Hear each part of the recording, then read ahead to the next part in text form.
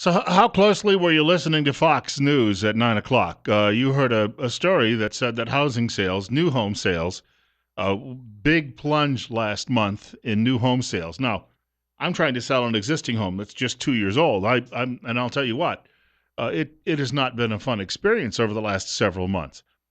The idea of having to run a place out that's 2,300 miles away doesn't necessarily sit well with me, but sometimes you have to do what you have to do.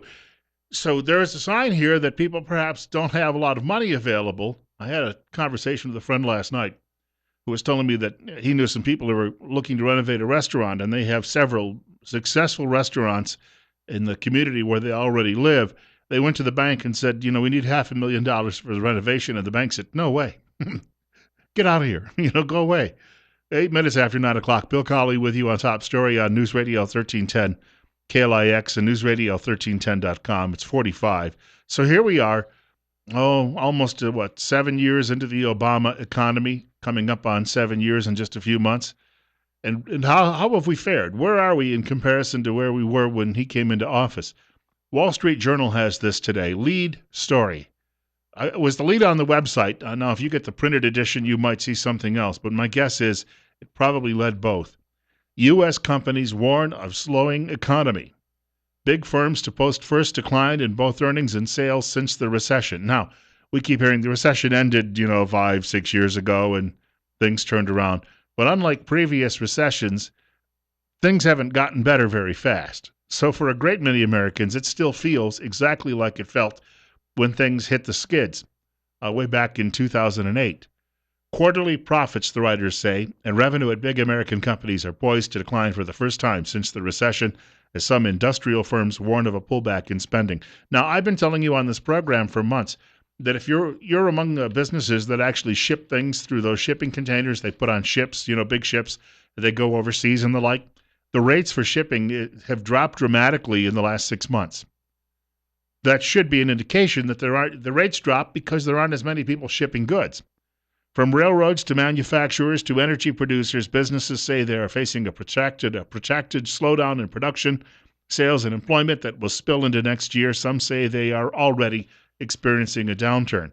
I read this morning where Walmart has told a great many of its suppliers that it's going to be cutting the number of items it actually has in its stores.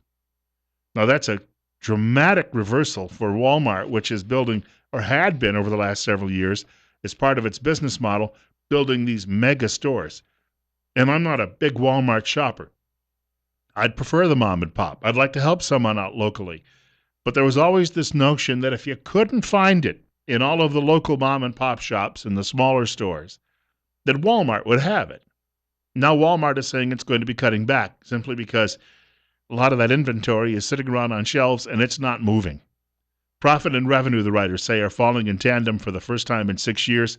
Sales are on a pace to fall 4%, the third straight quarterly decline. So we have a number of quarters strung together business-wise that would simply tell us we're in recession. Now, how bad is it going to be or where do we go? Well, that's a question we just simply don't have an answer for. I don't have a crystal ball, and I know a lot of economists try to predict, but they don't have crystal balls either. So it could be mild and it could pass, but we're not necessarily looking at a boom time once it passes. Secondly, if it's severe, if it's very severe, the worldwide central banks don't have the money any longer. There's no more stimulus packages available. We're done. They've used up every last bit of ammo they had in that situation. How about this? This comes out of Washington State. Daily Caller. Seattle wage hike off to a pretty bad start, kills 700 jobs. Seattle, which recently passed a $15 minimum wage, has seen the loss of 700 restaurant jobs, despite the rest of the state seeing huge increases, according to a Wednesday report. Now, see, this is what happens when government starts playing God. Government gets involved and says, you know what, if we do this, we raise the minimum wage from $7.50 or whatever it was to $15, people will suddenly have so much more money to spend. They'll go out and buy goods and the economy will turn around, even though the pizza that you normally get for $12 will cost you $30 in order to cover the $15 minimum wage. So 700 people have lost their jobs in Seattle because of that. Didn't somebody stand back and warn them about that? Yeah, of course people warned them about it. But over in liberal la-la land, they went ahead and did it anyway because they wanted to do it. And it didn't matter that people came to them with facts and figures and said, this is not going to work. This is lunacy. No, you're just being mean-spirited. We're going to go ahead and do it. And here you go. Because people can make choices who run businesses. If all of a sudden the cost of labor, which is an intense cost, gets too high, you could A, eliminate full-time jobs, turn people into part-time workers, or just plain eliminate their jobs altogether. So there you have that. That comes, by the way, from the American Enterprise Institute research picked up by the Daily Caller. Here's another one from the Daily Caller. 1 in 2 working Americans make less than $30,000 a year. Thanks, Barack. 51% of working Americans make less than $30,000 a year, new data from the Social Security Administration shows. Now, unlike the American Enterprise Institute, which is obviously an organization that is geared toward the business community, the Social Security Administration is part of the United States government. That's $2,500 a month before taxes and just over the federal poverty level for a family of 5. The new numbers come from the National Wage Index, which Social Security Administration updates each year based on reported wages subject to the federal income tax. The wage index doesn't take into account 8 million Americans who are unemployed or the tens of millions of working-age Americans who are not participating any longer in the job market. Nearly 40% of Americans are not working, which is the lowest participation rate since 1977. Jimmy Carter was president at the time. You may remember him. Of course, some people say Barack Obama is an Arabic word for Jimmy Carter. So here you go. Why are we in this position? Why are we talking about this today when, of course, we had recovery summers in 2010, 2009, 2010, 2011, 2012. We just kept having all of these recovery summers and nothing recovered. Is it that the planners, the government planners out there, don't do any better job than, let's say, the old 5-year planners used to do in the Soviet Union? And yet, you got Bernie Sanders and Hillary Clinton who'd like to give us more of that. And you've got a great many Republicans who'd like to water it down a little bit, but still give you more of it. And it's not working. 9:14, Bill Colley with you on Top Story on News Radio 1310 KLIX and newsradio1310.com. That means you can listen to us anywhere online all over the world. In fact, our website, you still have a few more days. If you go to our website, newsradio1310.com, you'll see there's a pink banner around the sides and some pink ribbons for Breast Cancer Awareness Month. If you click on that, pink, it will show you how you can donate to the Wellness Tree, very charitable offering. Wellness Tree does not get government funding, but it provides low-cost screenings, breast cancer screenings, for some women in this community who don't have a lot in the way of savings or money, or simply because of the Obama economy aren't making a lot of money. So we would urge you to do that. We're going to have that up for a few more days through the end of the month. We also have this today. Speaking of bad planning and where it leads, there's that old line, was it Ben Franklin? It was Einstein, right, who said the definition of insanity is doing the same thing over and over again and expecting a different result. Well, when it comes to saying, well, we'll just cure the economy by a $15 minimum wage, or we'll print more money and deflate the currency and spread that money around, remember Nancy Pelosi was the one who said, she was the genius who said at one time that her words were, what we had to do was prop up the economy through giving people more food stamps. But we have to pass the bill so that you can find out what is in it away from the fog of the controversy. I'll get you, my pretty, and your little dog, too. Yeah, we'll never forget her. We have this. This also is probably, I think, somehow tied into all of this.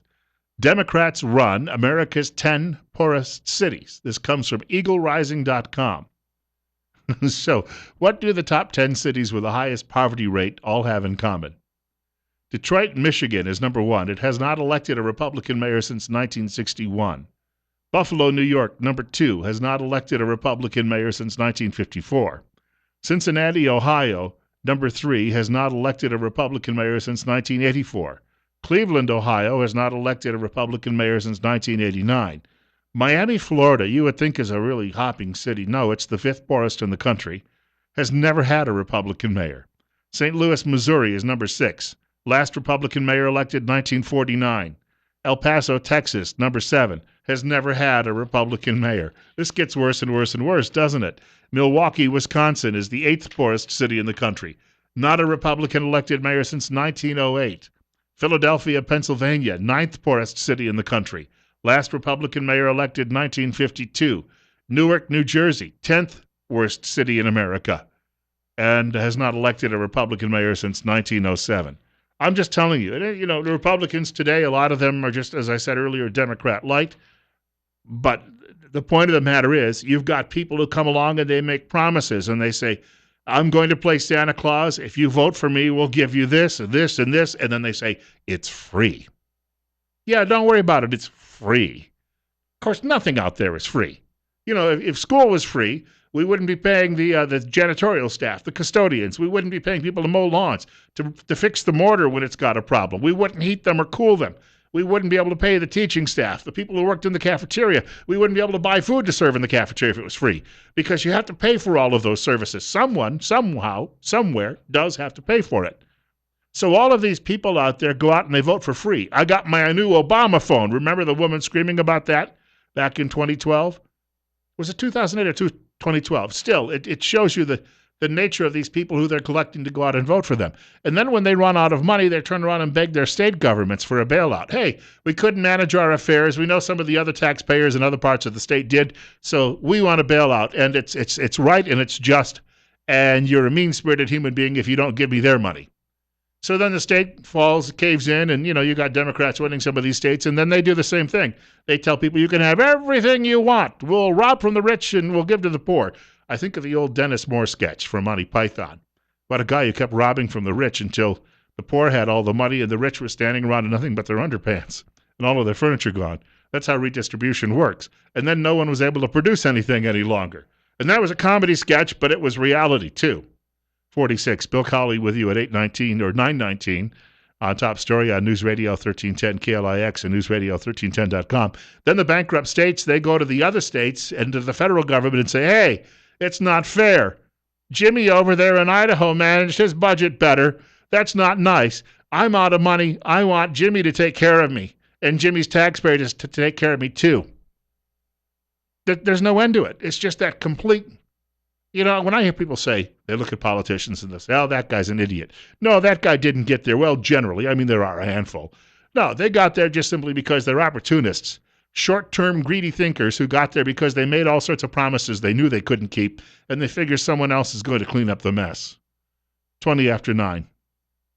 Hey, we've got more coming up in just a few minutes. Bill Cawley with you on Top Story on News Radio 1310 KLIX and newsradio1310.com. Young comedian is proposing gun confiscation in the United States. You would think, well, she's a comedian, big deal. Except she's got a very powerful uncle who's working alongside her on the deal. I want to talk about that before we wrap up the program today.